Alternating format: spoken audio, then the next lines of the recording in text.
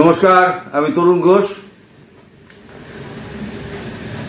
US treasury যে হুমকিটা দিয়েছে 30 দিনের মধ্যে রাশিয়ার সঙ্গে সম্পর্ক ছিন্ন করতে হবে, না হলে পরে স্যাংশন চাপতে পারে, তার উত্তরে ভারত গতকালকে ভারতের বিদেশমন্ত্রী ডক্টর জয়শঙ্কর তিনি ডেকে পাঠিয়েছিলেন ভারতীয় আমেরিকান রাষ্ট্রদূত ভারতে অবস্থিত এরিক গার্সেটিকে ডেকে পাঠিয়ে যা 6 লাইনের একটা চিঠি ধরিয়ে দিয়ে বাড়ি পাঠিয়ে দিয়েছেন। তার চিঠির সারমর্ম যেটা দেওয়া হয়েছে সেটা হচ্ছে ভারতের বক্তব্য, যদিও ওই চিঠিটা ভারতীয় ব্যাংকগুলির সঙ্গে কোনো নির্দিষ্ট সমস্যার দিকে ইঙ্গিত করে না, এটি লক্ষণীয় যে 2022 সালে ইউক্রেন রাশিয়া যুদ্ধের শুরুর থেকে এটি করার জন্য চাপ বাড়া সত্ত্বেও ভারত রাশিয়ার নিজেকে দূরে না রাখার অবস্থান বজায় রেখেছে। তার মানে ভারত রাশিয়ার সঙ্গে যে সম্পর্ক আছে সেই সম্পর্ক থেকে সরে আসছে না। চিঠিটা হাতে ধরিয়ে গার্সেটিকে বলে দিয়েছে, আপনি এবার যা পারেন করে দিন। 10 মিনিট একটা সাক্ষাৎ ছিল, 10 মিনিটের সাক্ষাতে যা বলার জয়শঙ্করজি বলে গার্সেটিকে বিদায় করে দিয়েছেন। আমেরিকান রাষ্ট্রদূত এই গার্সেটি প্রথম হুমকিটা দিয়েছিলেন, মানে বাইডেন তাকে দিয়ে প্রথম হুমকিটা দিয়েছিলেন যে ভারত যেন টেক ইট গ্রান্টেড বলে আমেরিকাকে ধরে না নেয়, মানে যা খুশি তাই ভারত করে যাবে, আমেরিকা চুপচাপ বসে থাকবে, তা যেন ধরে না নেয়। তার উত্তরে ভারত কিন্তু একটা ছোট্ট জবাব দিয়েছিল। আজকে ডেকে তার একটা ছোট আরো 4 লাইনের একটা জবাব দিয়ে তাকে বাড়ি পাঠিয়ে দিয়েছে। এখন স্যাংশন লাগাবে বলে হুমকি দিচ্ছে। আরে স্যাংশন লাগাবি কি করে ভাই? স্যাংশন লাগাতে গেলে তোদের তো নিজের অবস্থা খারাপ হয়ে যাবে। এক হচ্ছে সংযুক্ত আরবশাহী সৌদি আরব, তারা ডলার বাতিল করে দিয়েছে, তারা পেট্রো ডলার চালু করে দিয়েছে এবং তারা বলেছে পেট্রো ডলার ছাড়া আমরা কিন্তু ব্যবসা করব না, তোমাদের যা পারো তোমরা করে নাও। ফলে ওখানে তেলের সংকট। এদিকে হচ্ছে কি রাশিয়ার ওপরে একটা স্যাংশন চাপিয়ে দিয়েছে, ফলে রাশিয়া থেকে তো ইউরোপ আমেরিকা তেল দিতে পারছে না।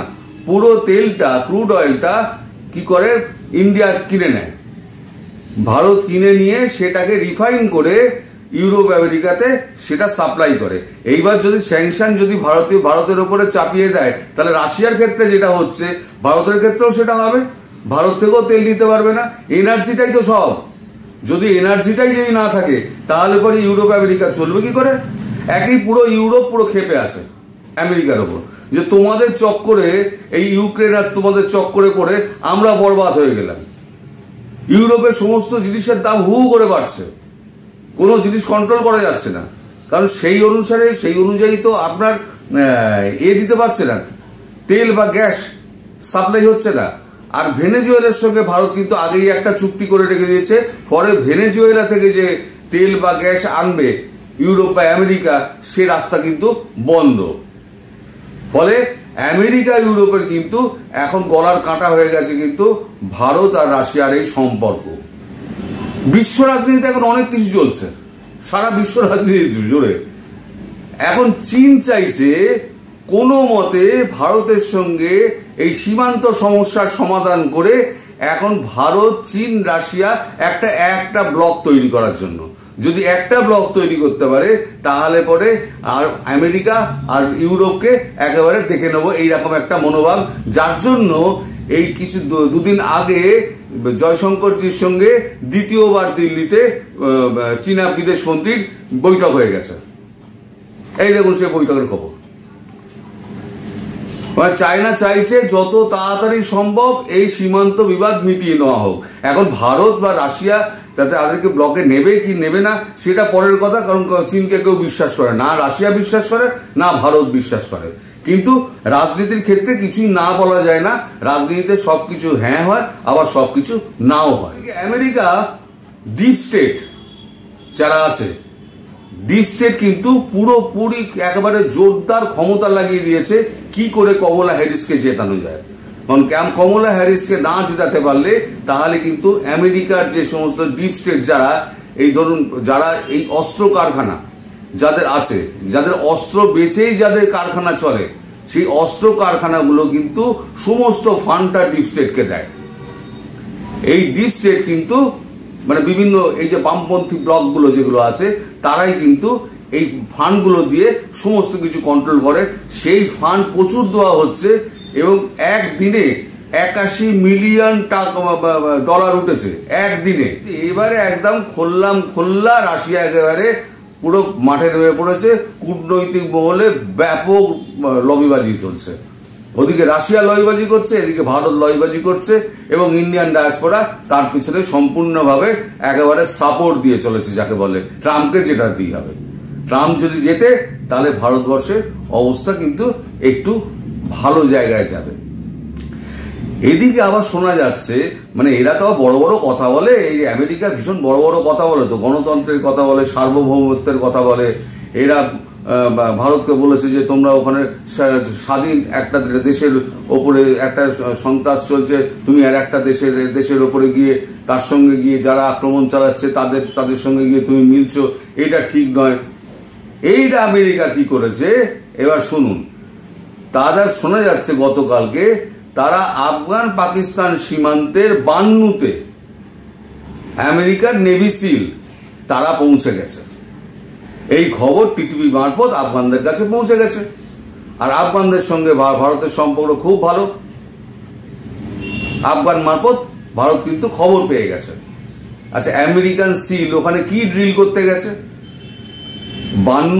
বান্নুটা হচ্ছে আপনার খাইবার পাখতুনখোয়ার মধ্যে বান্নুতে, যেখানে 60টার পরশু না তার আগের দিন হয়তো পিঁপড়ের মতো মরছে, তো হিসেব রাখা যায় না, 60 জনকে 62 জনকে একেবারে মানে পাকিস্তানি আর্মিকে একেবারে শুয়ে দিয়েছে, সব কফিনবন্দি করে পাঠিয়ে দিয়েছে।